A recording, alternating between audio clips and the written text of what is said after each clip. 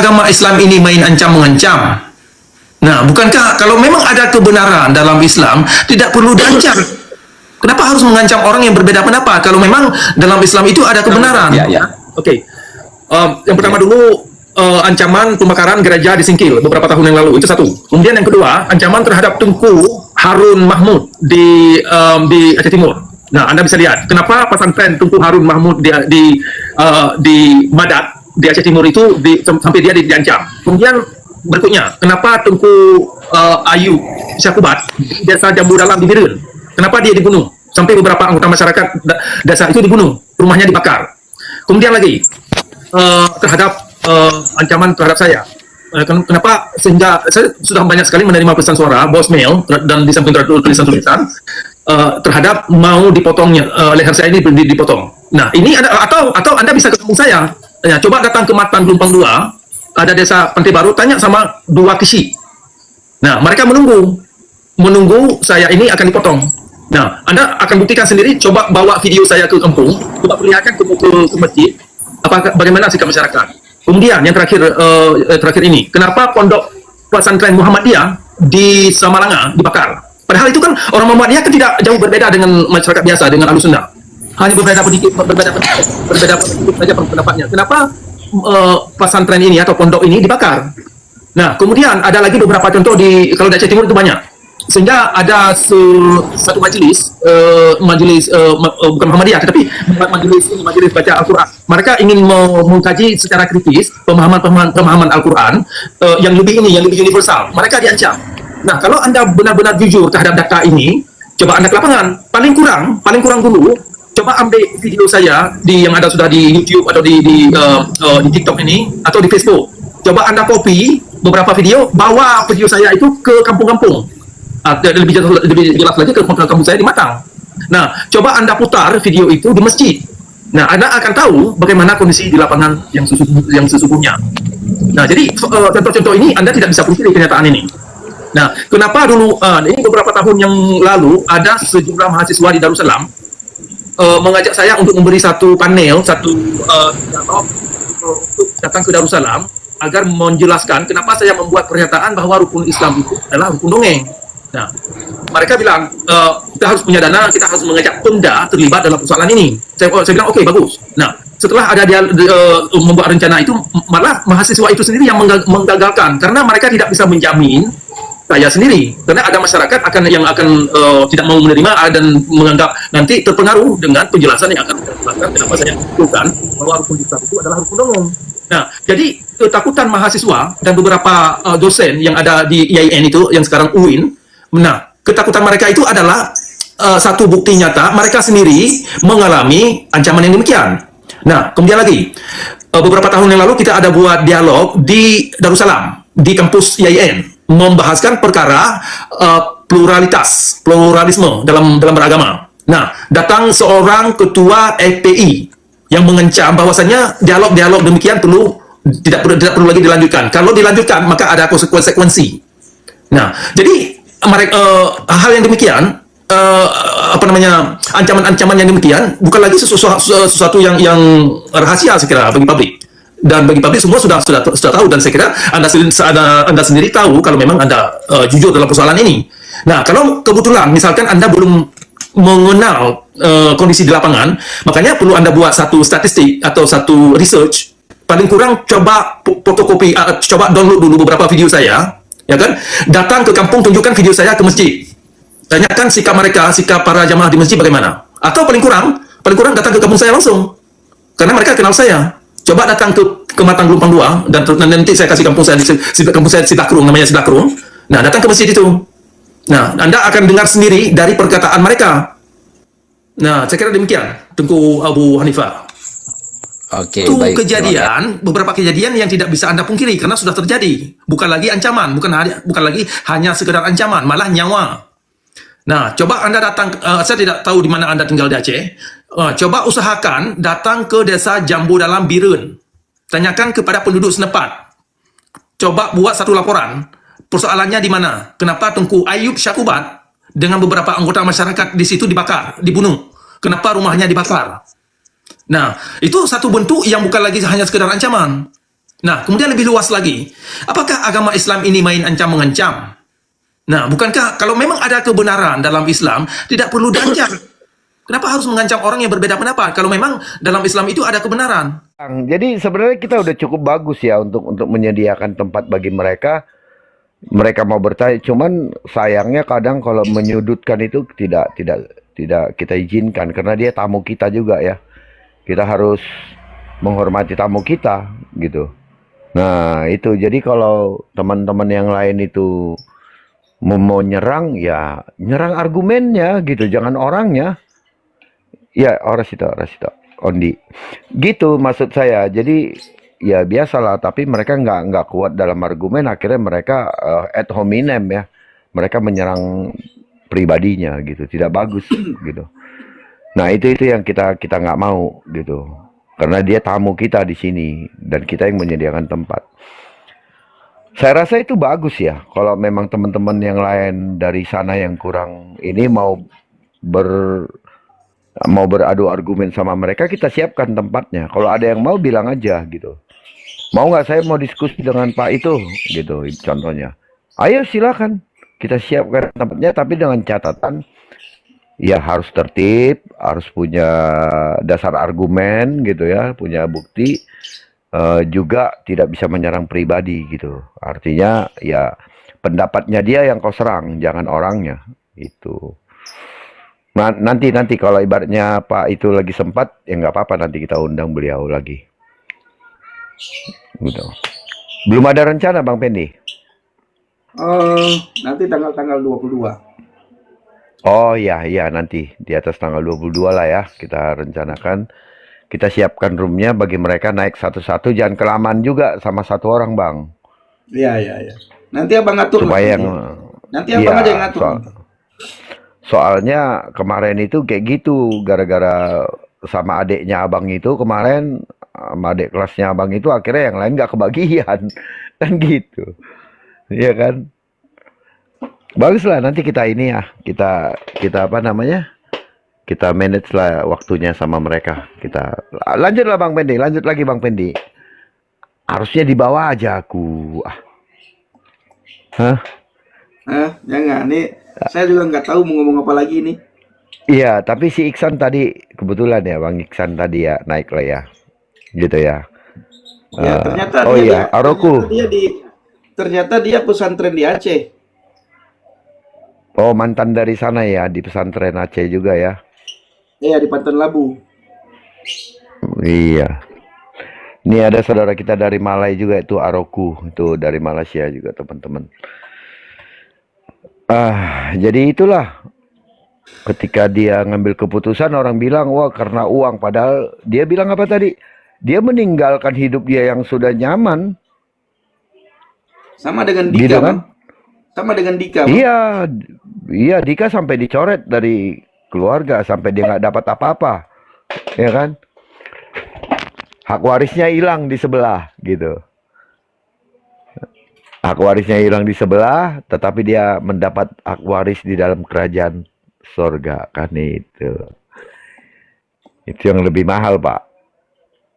Iya, Pewaris betul. kerajaan Allah itu lebih mahal daripada pewaris kerajaan dunia ini. Itu.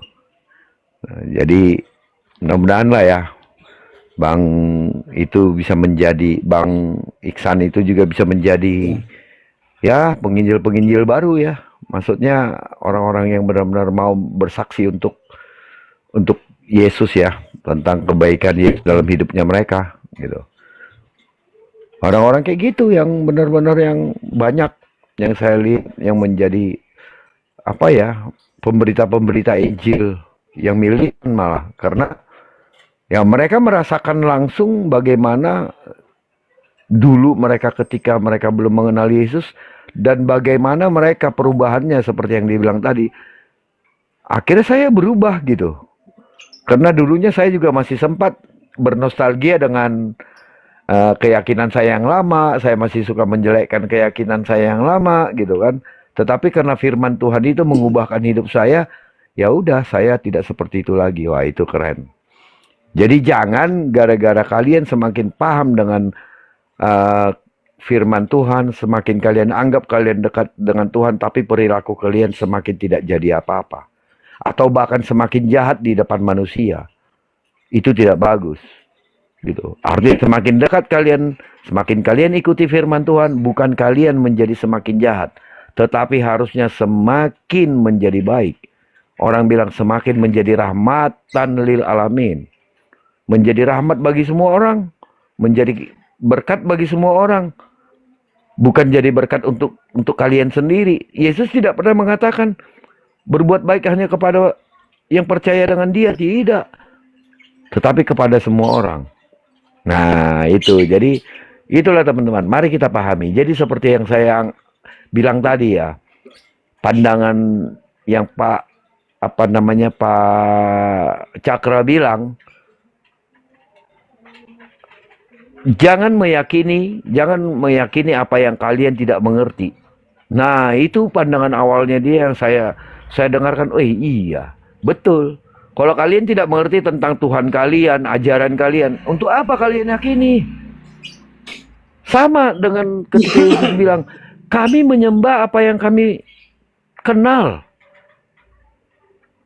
Kalian menyembah apa yang tidak kalian kenal. Makanya Yesus katakan seperti itu. Gitu loh. Jadi ketika kami mengenal Tuhan kami, ketika kami mengenal ajarannya, maka itu yang kami sembah. Jadi jangan kalian menyembah apa yang tidak kalian kenal. Kenali dulu siapa Tuhan kalian. Kenali dulu ajarannya. Itu kata Quran, begitu juga kata Yesus. Gitu. Jadi ketika dia berbicara kepada perempuan itu, yang di sumur itu, dia bilang, kami menyembah apa yang kami kenal. Jadi kami mengenal Tuhan kami siapa, bagaimana Tuhan kami, kebagaimanaan Tuhan kami mengenalnya. Kami mengenal apa keinginan Tuhan kami untuk manusia, perintah-perintah kami sangat mengenal. Jadi kami tahu apa yang Tuhan mau dalam kehidupan kami. Bagaimana kami diperintahkan untuk menjadi baik terhadap semua orang, mengasihi kepada semua orang, memberitakan firman kepada semua orang. Nah itu, ketika itu terjadi, mungkin kalau kalian pun mempelajari apa yang diajarkan oleh yang kalian yakini, saya rasa kalian harusnya berubah.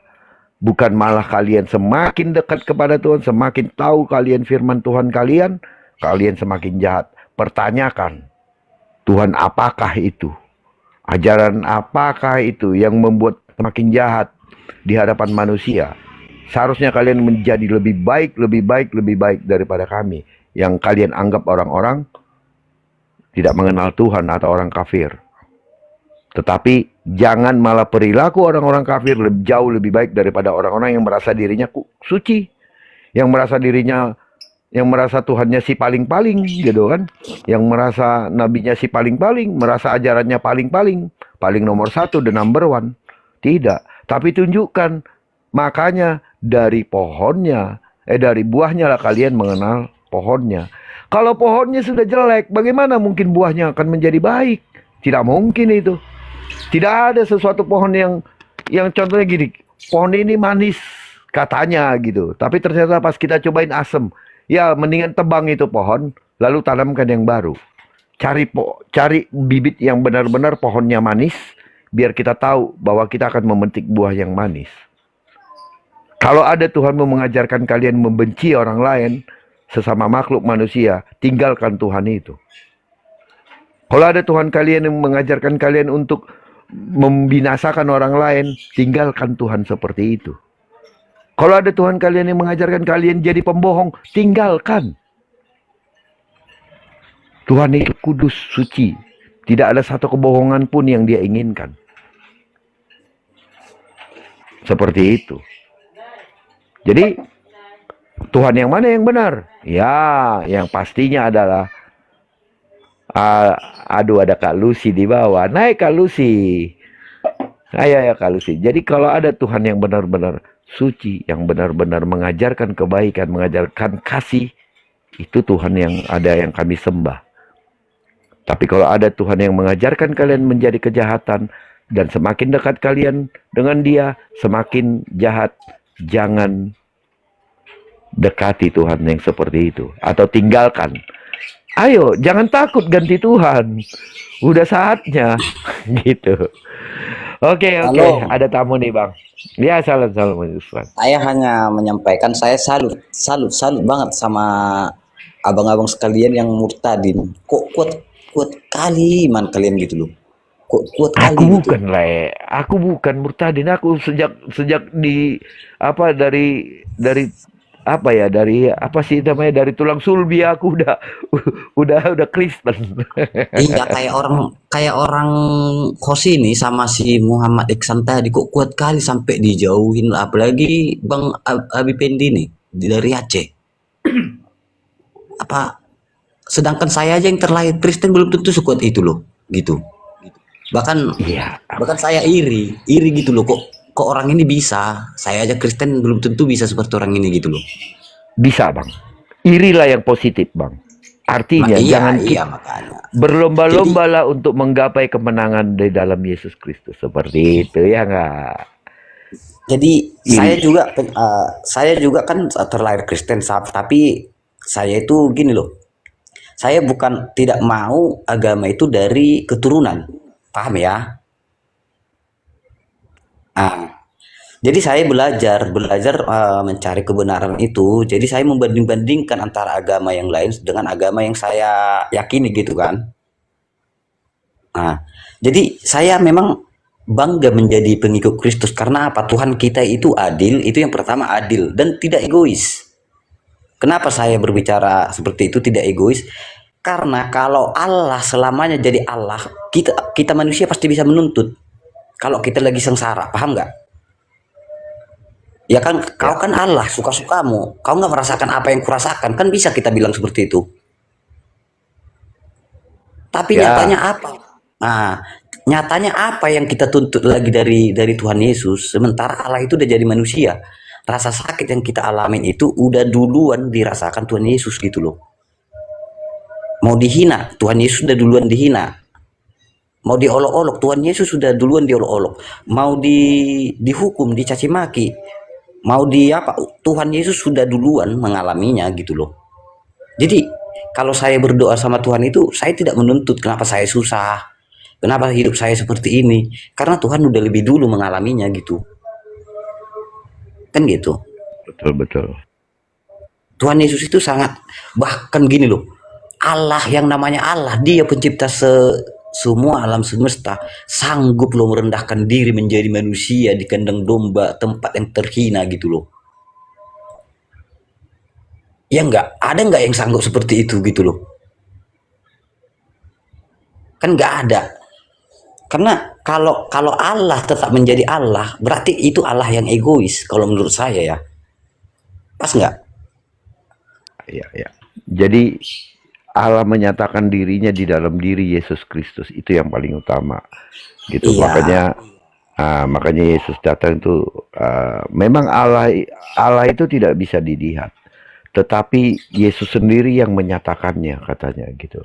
Jadi supaya kita bisa melihat ketuhanan kita itu, maka Yesus datang dan dia menyatakan dirinya bahwa, dan dia juga punya tujuan yang lain, yaitu dalam penebusan seperti itu. Nah, itulah pembuktian bahwa Allah kita itu hidup dan mampu melakukan apapun yang dia mau. Jadi bukan seperti Tuhan orang lain yang tidak mampu menjadi apa-apa gitu ya. Bahkan untuk terlihat pun tidak mampu gitu. Apakah Tuhan itu bisa kita lihat? Kita tidak akan mampu Pak untuk melihat Allah itu Pak. Tetapi Allah mampu ya memperlihatkan dirinya kepada kita. Bukan kita yang mampu melihat dia gitu. Kita nggak akan pernah bisa menggapainya. Kita tidak akan pernah mampu jika ingin melihatnya, tidak. Tetapi jika Allah ingin menampakkan dirinya kepada kita, dia mampu melakukannya. Itulah kehebatan. Nah, ada Allah orang lain tidak mampu melakukan itu. Karena dia bilang tidak akan sama dengan makhluk. Artinya dia tidak mampu untuk menurunkan frekuensinya untuk bisa dilihat oleh manusia. Untuk bisa mewujudkan dirinya, tidak mampu. Nah itu, jadi orang terlalu meninggikan Allah itu, tetapi merendahkannya dengan ketidakmampuan. Nah itu kira-kira Bang. Oke Bang Isran. Lanjut Iya, Bang, iya. apalagi Bang? Itu makanya saya meyakinkan diri dan memang bangga menjadi pengikut Kristus karena Tuhan kita itu yang pertama adil dan kedua tidak egois.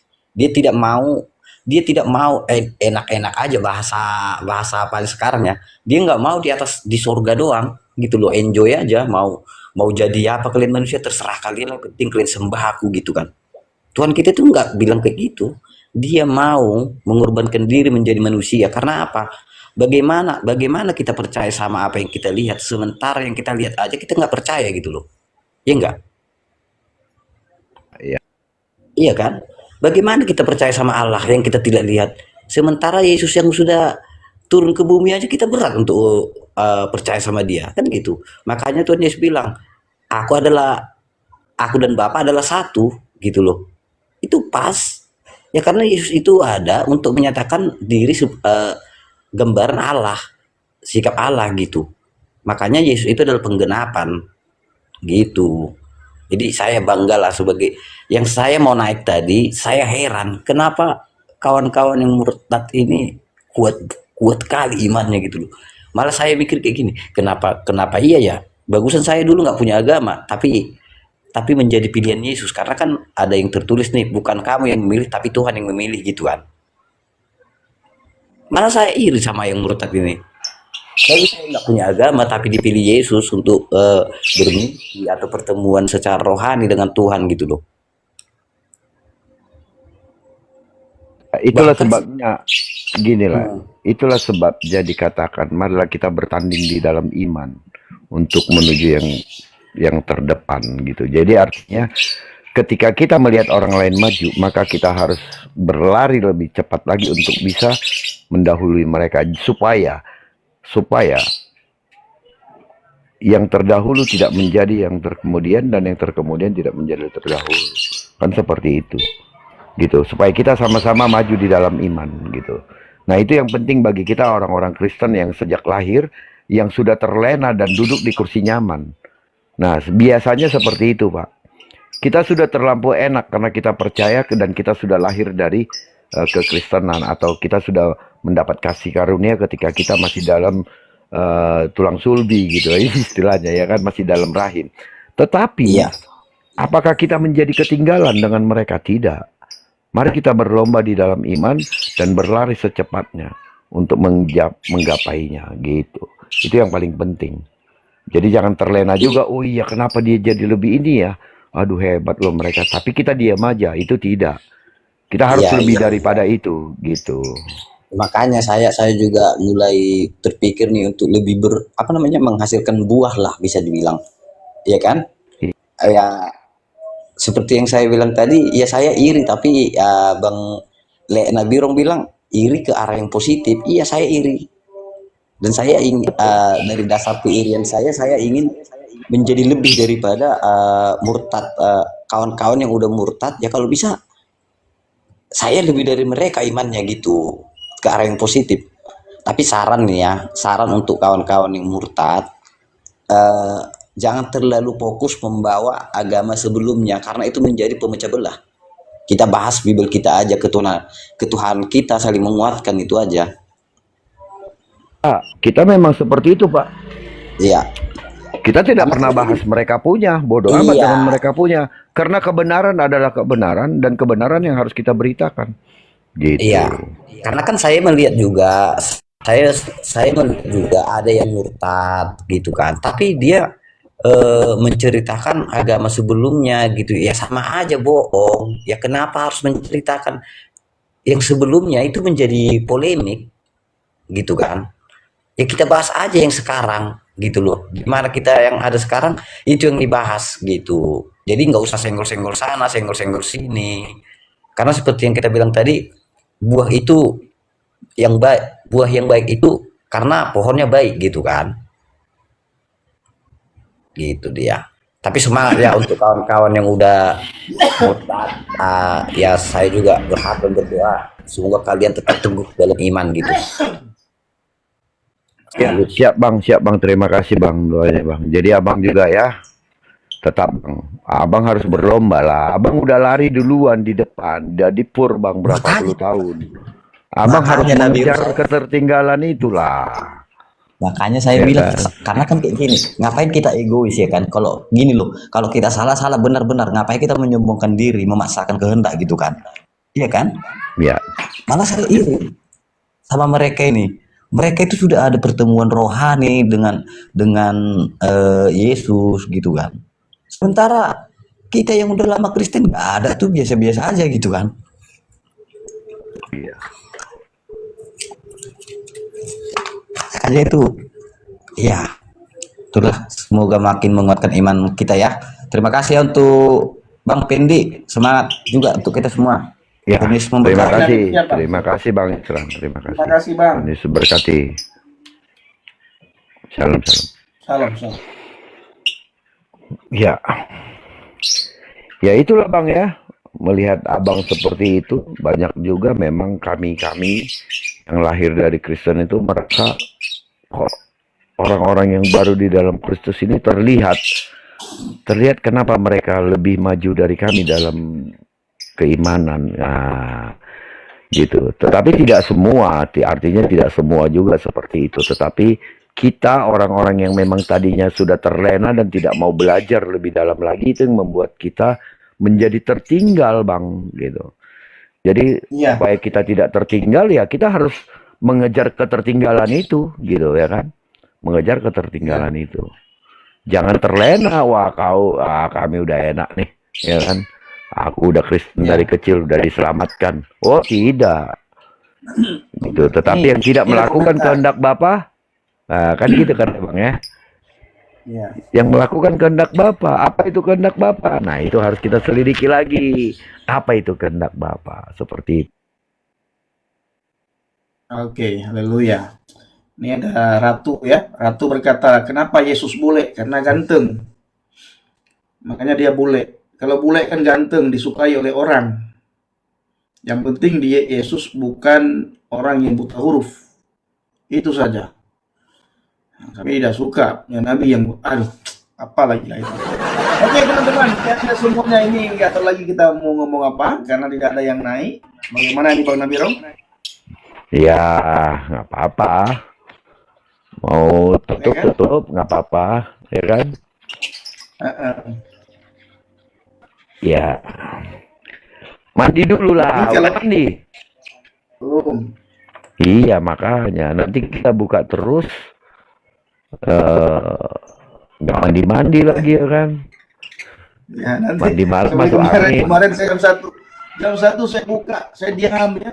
Datang orang Aceh itu. Bing, saya abang Gila. tiba-tiba malam-malam itu buka, saya udah mau tidur. Saya lihat ngapain lagi buka gini hari ya, mau nemenin orang sahur apa ngapain, ya kan? Iseng amat gitu. Oke lah, kita tutup ya. Tutup aja Bang, tutup aja. Ya, Bapak Ibu semuanya, kami ucapkan terima kasih ya. Sehat-sehat kita semua. Tuhan memberkati, jaga iman, jaga semangat di dalam Tuhan, dan jaga sukacita di dalam Tuhan. Nah, Tuhan boleh ya, iya, Tuhan kami boleh, ganteng dia.